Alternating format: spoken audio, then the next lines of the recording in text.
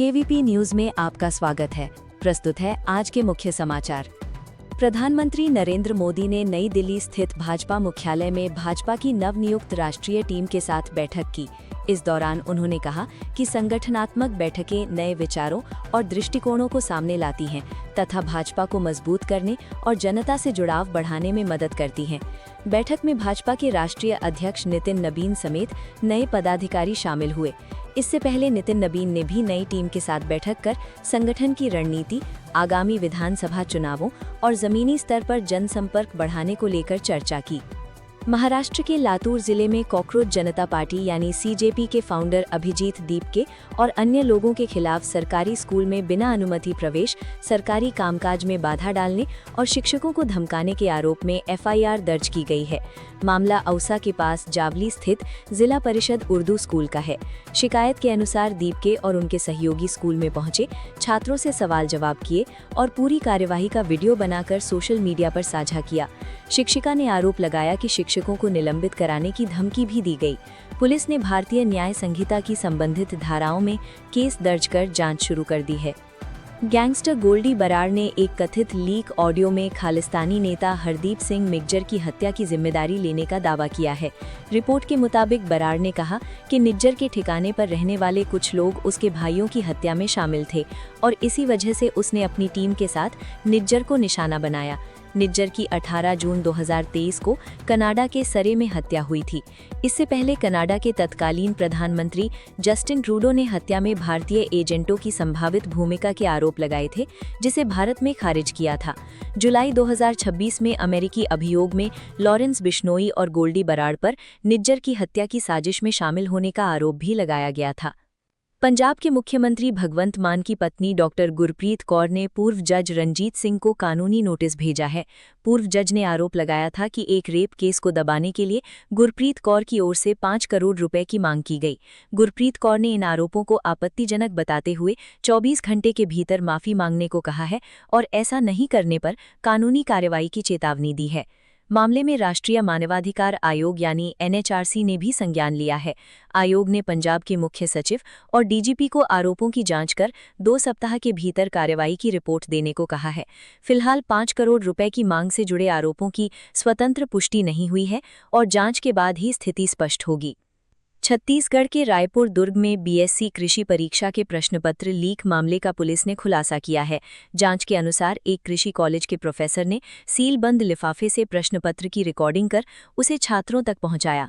Police ने professor समेत 6 आरोपियों को गिरफ्तार किया है, जबकि 2 अन्य आरोपियों की तलाश जारी है। आरोप है कि प्रश्नपत्र छात्रों को 11,000 रुपये में बेचा गया था। पेपर लीक की जानकारी सामने आने के बाद विश्वविद्यालय ने संबंधित परीक्षाएं स्थगित कर पुलिस में शिकायत दर्ज कराई थी। ओडिशा के पाराद्वीप तट से करीब 240 नॉटिकल मील दूर बंगाल की खाड़ी में पनामा फ्लैग वाला मालवाहक जहाज एमवी ओशन विनर डूब गया। जहाज पर 24 क्रू सदस्य सवार थे, जिनमें 20 चीनी, 3 म्यांमार और 1 बांग्लादेशी नागरिक शामिल थे। जहाज ओडिशा से लौह अयस्क लेकर सिंगापुर जा रहा था। संपर्क टूटने के बाद भारतीय तटरक्षक बल और नौसेना ने संयुक्त सर्च एवं रेस्क्यू ऑपरेशन शुरू किया। अब तक 2 लोगों को लाइफ राफ्ट से बचाया गया है, जबकि बाकी 22 लोगों की तलाश जारी है। बांग्लादेश में औद्योगिक संकट गहराता जा रहा है। रिपोर्टों के अनुसार पिछले 2 वर्षों में देश के 7 प्रमुख औद्योगिक क्षेत्रों में 457 फैक्ट्रियां स्थायी रूप से बंद हुई हैं। अकेले जनवरी से अगस्त 2026 के बीच 95 फैक्ट्रियों के बंद होने से करीब 61,881 लोगों की नौकरियां प्रभावित हुई। इस संकट के पीछे गैस की कमी, बढ़ती उत्पादन लागत, वित्तीय परेशानियां और कमजोर ऑर्डर प्रमुख कारण बताए जा रहे हैं।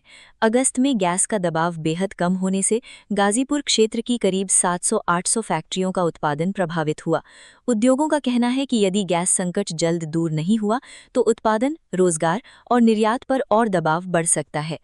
भारतीय खाद्य सुरक्षा एवं मानक प्राधिकरण यानी FSSAI ने भ्रामक विज्ञापनों, गलत दावों और लेबलिंग नियमों के उल्लंघन को लेकर खाद्य कंपनियों पर सख्ती बढ़ाई है।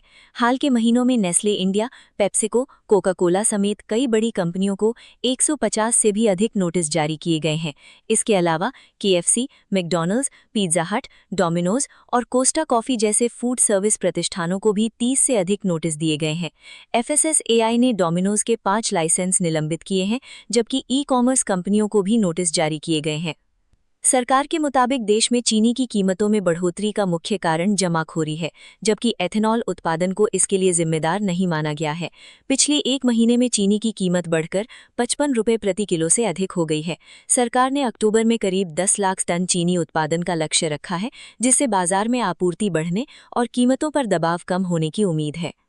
दिग्गज अभिनेत्री और सिंटा की अध्यक्ष पूनम ढिल्लन डेंगू से संक्रमित होने के बाद मुंबई के लीलावती अस्पताल में भर्ती हैं।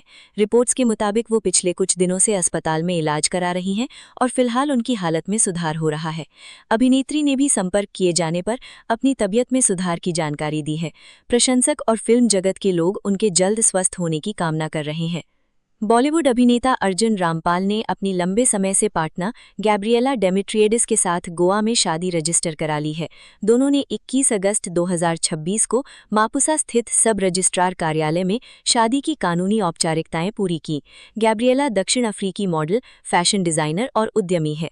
दोनों ने अपनी शादी को काफी निजी रखा और इसमें करीबी दोस्तों की मौजूदगी रही। विमेंस हॉकी वर्ल्ड कप 2026 में भारतीय टीम के सामने रविवार को ऑस्ट्रेलिया की चुनौती है। सेमीफाइनल में पहुंचने के लिए भारत को ये मुकाबला हर हाल में जीतना होगा। भारत और ऑस्ट्रेलिया दोनों के पास एक एक अंक है, जबकि चीन के पास 2 अंक हैं। भारत की उम्मीदें सिर्फ अपनी जीत पर ही नहीं, बल्कि नीदरलैंड्स और चीन के मुकाबले के नतीजे पर भी निर्भर है। चीन अगर नीदरलैंड्स को हरा देता है तो उसके 5 अंक हो जाएंगे और भारत की सेमीफाइनल की राह खत्म हो जाएगी। वहीं चीन के हारने या मैच ड्रॉ रहने की स्थिति में भारत को ऑस्ट्रेलिया के खिलाफ जीत दर्ज करनी होगी। भारत ऑस्ट्रेलिया मुकाबला रात 10:30 पर शुरू होगा। नई दिल्ली में चल रही वर्ल्ड बैडमिंटन चैंपियनशिप का फाइनल आज होगा। टूर्नामेंट के 5 इवेंट यानी main singles, women's singles, men's doubles, women's doubles और मिक्स्ड डबल्स के चैंपियन आज तय होंगे। चीन के पास 3 गोल्ड मेडल जीतने का मौका है, जबकि फ्रांस और साउथ कोरिया 2-2 फाइनल में उतरेंगे। ऐसे में आज के मुकाबलों में इन देशों के खिलाड़ियों के प्रदर्शन पर खास नजर रहेगी। दिल्ली में आयोजित इस विश्व चैंपियनशिप का समापन भी आज ही होगा। दलीप ट्रॉफी 2026-27 का आगाज आज 23 अगस्त से हो रहा है। 6 जोन की इस प्रतिष्ठित घरेलू प्रतियोगिता के पहले दिन ईस्ट जोन का मुकाबला नॉर्थ ईस्ट जोन से, जबकि नॉर्थ जोन की भिड़ंत वेस्ट जोन से होगी। ईस्ट जोन की कप्तानी ईशान किशन संभालेंगे और युवा बल्लेबाज वैभव सूर्यवंशी को उप कप्तान बनाया गया है। टीम में मोहम्मद शमी, अभिमन्यु ईश्वरन और मुकेश कुमार जैसे अनुभवी खिलाड़ी भी शामिल हैं। भारत की विमेन्स डबल्स जोड़ी त्रिसा जॉली और गायत्री गोपीचंद ने 2026 बैडमिंटन वर्ल्ड चैंपियनशिप में ऐतिहासिक कांस्य पदक जीता है। सेमीफाइनल में उन्हें चीन की वर्ल्ड नंबर 1 जोड़ी लिू शेंगशू और तान निंग के खिलाफ 21-18, 13-21, 8-21 से हार मिली, लेकिन इससे पहले क्वार्टर फाइनल में चीन की चौथी वरीयता प्राप्त जोड़ी को हराकर उन्होंने पदक पक्का कर लिया था। ये विमेन्स डबल्स में भारत का 15 साल बाद पहला वर्ल्ड चैंपियनशिप मेडल है। इससे पहले 2011 में ज्वाला गुट्टा और अश्विनी पुनप्पा ने ब्रॉन्ज जीता था। राष्ट्रीय कोच पुलेला गोपीचंद ने दोनों खिलाड़ियों के प्रदर्शन पर गर्व जताते हुए उनकी मेहनत, धैर्य और विश्वास को इस ऐतिहासिक सफलता की वजह बताया। उत्तराखंड में एक और शिक्षा विभाग में शिक्षकों से जुड़ी नीतियों को लेकर महत्वपूर्ण बदलाव की तैयारी है। वहीं स्वास्थ्य सेवाओं के विकेंद्रीकरण और चुनावी व्यवस्था को लेकर भी सरकार स्तर पर गतिविधियां तेज हैं। विशेष शिक्षकों की भर्ती में लागू दोहरी नीति को समाप्त कर सेवा नियमावली में संशोधन का प्रस्ताव शासन को भेजने की तैयारी है। वहीं शिक्षकों को टीईटी की अनिवार्यता से राहत देने की मांग भी जोर पकड़ रही है।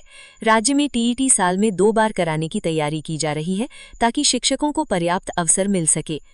स्वास्थ्य क्षेत्र में मेडिकल कॉलेजों के आसपास स्थित जिला अस्पतालों को अन्य स्थानों पर शिफ्ट करने पर विचार किया जा रहा है। देहरादून, हरिद्वार, अल्मोड़ा और अन्य जिलों के अस्पतालों को जिला मुख्यालयों में संचालित करने की संभावनाओं का परीक्षण किया जा रहा है, जिससे जिला स्तर पर स्वास्थ्य सेवाओं का विस्तार हो सके। इसके साथ ही उत्तर प्रदेश से लगते उत्तराखंड के सीमावर्ती जिलों में डुप्लीकेट नामों की पहचान के लिए विशेष अभियान चलाने की तैयारी की जा रही है।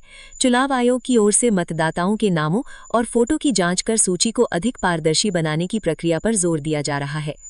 भारत मौसम विज्ञान विभाग यानी आईएमडी ने आज 23 अगस्त 2026 को दिल्ली, उत्तर प्रदेश और बिहार सहित 25 राज्यों में भारी बारिश, आंधी और वज्रपात का अलर्ट जारी किया है। राजधानी दिल्ली एनसीआर में सुबह से ही आसमान में काले बादल छाए हुए हैं और तेज हवाओं के साथ झमाझम बारिश हो रही है, जिससे उमस भरी गर्मी से राहत मिलने की उम्मीद है।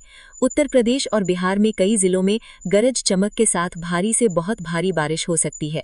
वहीं उत्तराखंड सहित पहाड़ी राज्यों में भारी बारिश से भूस्खलन यानी लैंडस्लाइड का खतरा बना हुआ है।